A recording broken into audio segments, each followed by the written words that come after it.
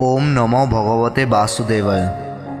আজ আমরা এক পরম পবিত্র যাত্রার গভীরে প্রবেশ করব, যে যাত্রা যুগ যুগ ধরে কোটি কোটি ভক্তের হৃদয়ে ভক্তির প্লাবন এনেছে। জগন্নাথ দেবের রথযাত্রা। এই মহাযাত্রা কেবল একটি উৎসব নয়, এটি আধ্যাত্মিকতার এক গভীরতম প্রকাশ, যেখানে মানবাত্মা পরমাত্মার সঙ্গে মিলিত হওয়ার এক দুর্লভ সুযোগ পায়।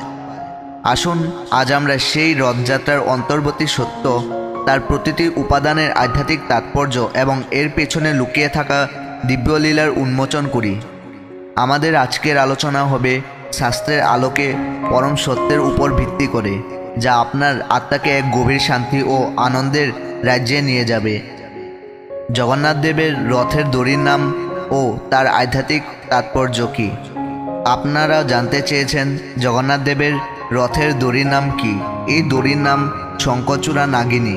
তবে এই নামটি কেবল একটি লৌকিক নাম নয়, এর গভীর আধ্যাত্মিক তাৎপর্য রয়েছে।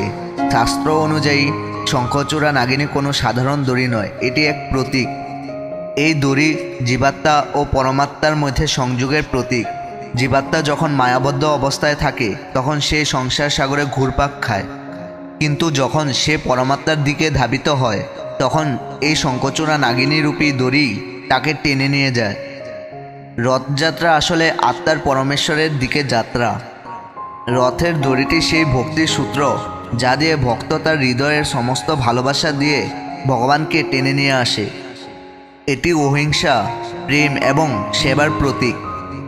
এই দড়ি ধরে টানার অর্থ হল ভক্ত তার সমস্ত কামনা বাসনা ত্যাগ করে ভগবানের চরণে নিজেকে সমর্পণ করেছে।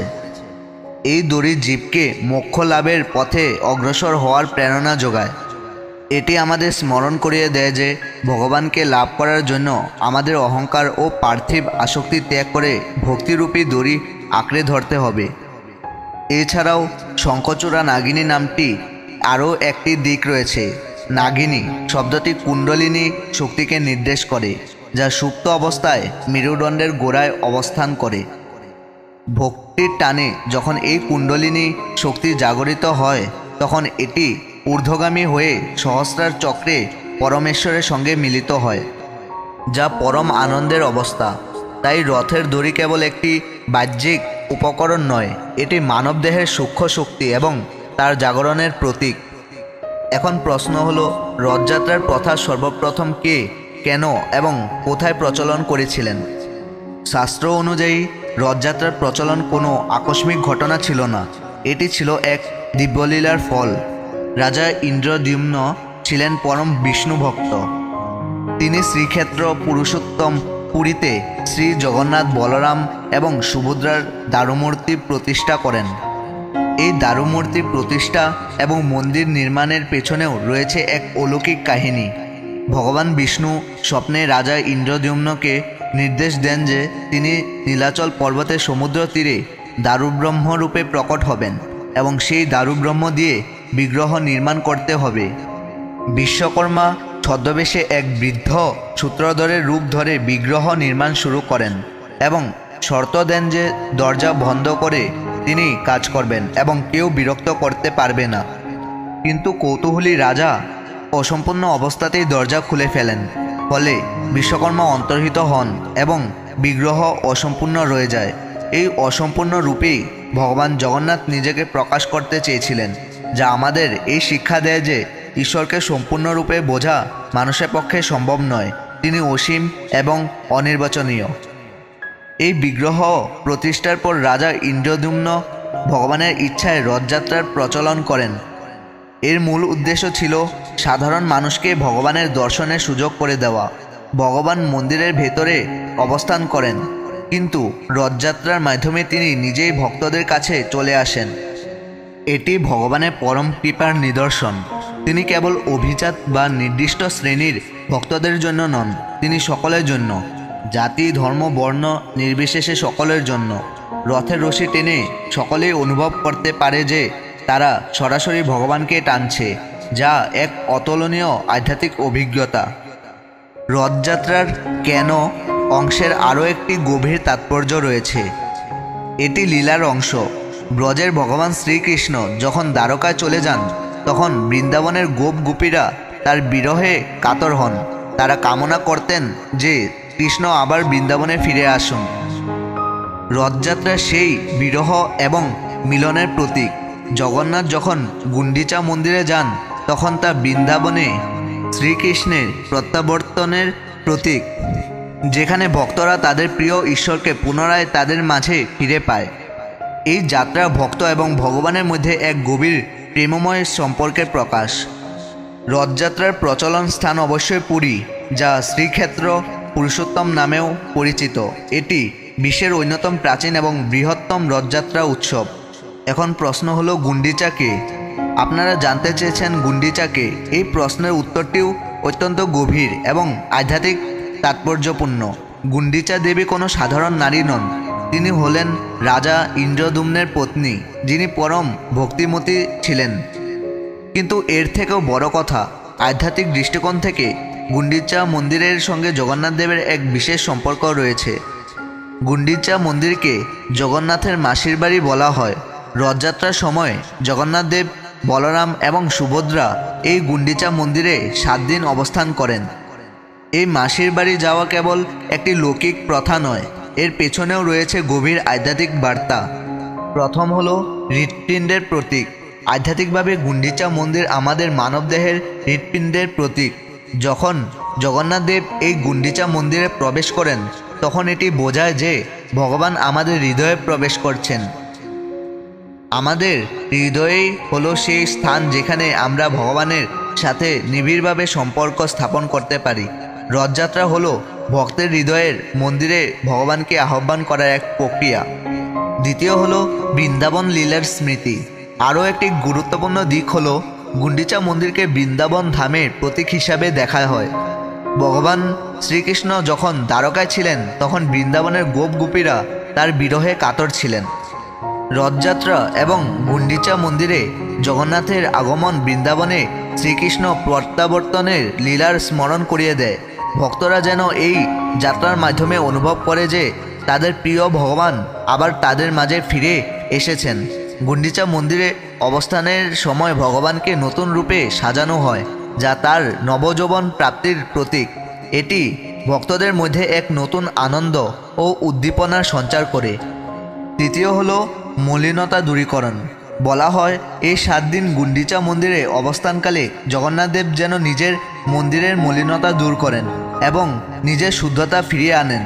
এটি আমাদের শিক্ষা দেয় যে আমাদের আত্মাকেও প্রতিনিয়ত শুদ্ধ করতে হবে, পার্থিব কামনা, বাসনা ও মলিনতা থেকে মুক্ত হয়ে ভগবানের জন্য উপযুক্ত একটি বাসস্থান তৈরি করতে হবে। সুতরাং গুন্ডিচা কেবল একজন ব্যক্তির নাম নয়, এটি একটি স্থান, একটি প্রতীক যা ভক্তি, প্রেম এবং আত্মশুদ্ধির গভীর আধ্যাত্মিক বার্তা বহন করে। আরও প্রশ্ন হলো, রথযাত্রা কেন আষাঢ় মাসের শুক্লা দ্বিতীয়া তিথিতে অনুষ্ঠিত হয়? এর উত্তর হলো, রথযাত্রা আষাঢ় মাসের শুক্লা দ্বিতীয়া তিথিতে অনুষ্ঠিত হওয়ার পেছনেও রয়েছে আধ্যাত্মিক এবং জ্যোতির্বিজ্ঞানের এক সূক্ষ্ম সংযোগ। আষাঢ় মাস বর্ষার সূচনা করে, যা প্রকৃতিতে নবজীবনের প্রতীক। এই সময় প্রকৃতি সতেজ ও প্রাণবন্ত হয়ে ওঠে। আধ্যাত্মিকভাবে এই সময়টি আধ্যাত্মিক জাগরণ এবং নতুন করে ভক্তি অনুশীলনের জন্য অত্যন্ত শুভ। শুক্লা দ্বিতীয়া তিথি চন্দ্রকলার দ্বিতীয় দিন, চাঁদ মনের প্রতীক। এই দিনে রথযাত্রা শুরু হওয়ার অর্থ হলো আমাদের মনকে ভগবানের দিকে পরিচালিত করা। এটি আমাদের মনে ভক্তি, শ্রদ্ধা এবং নির্মলতা নিয়ে আসে। এই তিথিতেই ভগবান জগন্নাথ গুন্ডিচা মন্দিরে তার মাসির বাড়ি যান, যা নতুন করে প্রেম এবং সম্পর্কের বন্ধনকে শক্তিশালী করে তোলে। এই সময় পরিবেশ অত্যন্ত শান্ত ও নির্মল থাকে, যা ভক্তদের আধ্যাত্মিক অনুভূতির জন্য সহায়ক। দ্বিতীয় প্রশ্ন হলো, রথযাত্রার ব্যবহৃত 3টি রথের আলাদা নাম এবং তাদের তাৎপর্য কী? এর উত্তর হলো, রথযাত্রার 3টি প্রধান রথ ব্যবহৃত হয়, যা জগন্নাথ, বলরাম এবং সুভদ্রার জন্য নির্দিষ্ট। এই রথগুলির কেবল আলাদা নামই নেই, তাদের প্রত্যেকেরই গভীর আধ্যাত্মিক তাৎপর্য রয়েছে। প্রথম হলো জগন্নাথের রথ, নন্দীঘোষ। তাৎপর্য হলো, নন্দীঘোষ নামের অর্থ আনন্দের ঘোষণা। এই রথটি পরম ব্রহ্মের প্রতীক, যিনি সর্বব্যাপী আনন্দময় জগন্নাথ স্বয়ং পরমাত্মা, এবং তার রথটি এই সত্যকে প্রকাশ করে যে পরমাত্মার সঙ্গে মিলিত হওয়ায় পরম আনন্দ। এই রথটি লাল এবং হলুদ রঙের হয়, যা প্রেম, শক্তি এবং জ্ঞানের প্রতীক। এতে 14টি চাকা থাকে, যা বিভিন্ন জ্ঞানেন্দ্রিয় এবং কর্মেন্দ্রিয়কে নির্দেশ করে, যাদেরকে ভগবানের সেবায় নিয়োজিত করতে হয়। নন্দীঘোষ রথে আরোহণ করে জগন্নাথ যখন ভক্তদের মাঝে আসেন, তখন তিনি সমগ্র বিশ্বে আনন্দ ও শান্তি ছড়িয়ে দেন। এই রথটি মোক্ষ এবং পরম গন্তব্যের প্রতীক। দ্বিতীয় হলো বলরামের রথ, তালধ্বজ। তাৎপর্য হলো তালধ্বজ রথটি বলরামের জন্য ব্যবহৃত হয়। তালধ্বজ শব্দের অর্থ তালগাছের পতাকা। বলরামকে অনন্তদেব বা শেষনাগের অবতার হিসেবে মনে করা হয়, যিনি ভগবান বিষ্ণুর শয্যা। আধ্যাত্মিকভাবে তালধ্বজ রথটি ধর্ম এবং বলের প্রতীক। বলরাম যেহেতু শক্তির প্রতীক, তাই তার রথটি সেই শক্তি এবং ধর্মের পথকে নির্দেশ করে, যা আমাদের সঠিক পথে চালিত করে। এই রথটি নীল বা সবুজ এবং লাল রঙের হয়। এতে 12টি চাকা থাকে, যা দ্বাদশ আদিত্য বা দ্বাদশ মাসকে নির্দেশ করে, অর্থাৎ সময় অনন্ত এবং তার ওপর ভগবানের প্রভাব থাকে। এই রথটি আমাদের নৈতিক শক্তি এবং আধ্যাত্মিক বল বৃদ্ধির প্রেরণা যোগায়। তৃতীয় হলো সুভদ্রার রথ, দর্পদলন বা পদধ্বজ। তাৎপর্য হলো সুভদ্রার রথকে দর্পদলন বা পদধ্বজ বলা হয়। দর্পদলন নামের অর্থ অহংকার বিনাশকারী। এটি সুভদ্রার শক্তি এবং করুণার প্রতীক। সুভদ্রা দেবী যোগমায়া এবং ভগবানের আভ্যন্তরীণ শক্তির প্রকাশ। এই রথটি অহংকার এবং আত্মম্ভরিতা বিনাশ করার প্রতীক। এটি হলুদ এবং লাল রঙের হয়। এতে 16টি চাকা থাকে বা ষোড়শ কলা বা ষোড়শ গুণের প্রতীক, যা দেবী সুভদ্রা প্রদান করেন। সুভদ্রা নারী শক্তির প্রতীক, যিনি ভক্তদের অহংকার দমন করে মোক্ষ লাভের পথ দেখান। পদধ্বজ নামটি পদ্মফুলের পবিত্রতা এবং সৌন্দর্যকেও নির্দেশ করে, যা ভক্তের হৃদয়ে ভক্তি ও প্রেম প্রস্ফুটিত করে। এই রথগুলি কেবল কাঠের কাঠামো নয়, এগুলি আমাদের আধ্যাত্মিক যাত্রার বিভিন্ন স্তর এবং ভগবানের বিভিন্ন গুণাবলীকে প্রকাশ করে। এই রথগুলির মাধ্যমে ভগবান স্বয়ং ভক্তদের কাছে এসে তাদের জীবনকে ধন্য করেন। তৃতীয় প্রশ্ন হলো, রথযাত্রা শেষে জগন্নাথ দেব কেন গুন্ডিচা মন্দিরে 7 দিন থাকেন এবং এই 7 দিনের বিশেষত্ব কী? এর উত্তর হলো, রথযাত্রা শেষে জগন্নাথ দেব, বলরাম এবং সুভদ্রা গুন্ডিচা মন্দিরে 7 দিন অবস্থান করেন, যাকে আদব মণ্ডপ বা আদব যাত্রা বলা হয়। এই 7 দিনের অবস্থান শুধুমাত্র একটি আনুষ্ঠানিকতা নয়, এর পেছনে রয়েছে গভীর আধ্যাত্মিক তাৎপর্য এবং লীলারস। প্রথম হলো নতুনত্বের প্রতীক। গুন্ডিচা মন্দিরে ভগবানকে নতুন রূপে সজ্জিত করা হয়। এই সময়টিকে নবযৌবন প্রাপ্তির সময় বলা হয়। এটি আমাদের জীবনে নতুনত্বের প্রতীক। প্রতিটি মুহূর্তে আমরা নতুন করে শুরু করতে পারি, নিজেদের শুদ্ধ করতে পারি এবং ভগবানের প্রতি নতুন করে ভক্তি স্থাপন করতে পারি। দ্বিতীয় হলো ভক্তদের সাথে ব্যক্তিগত সম্পর্ক।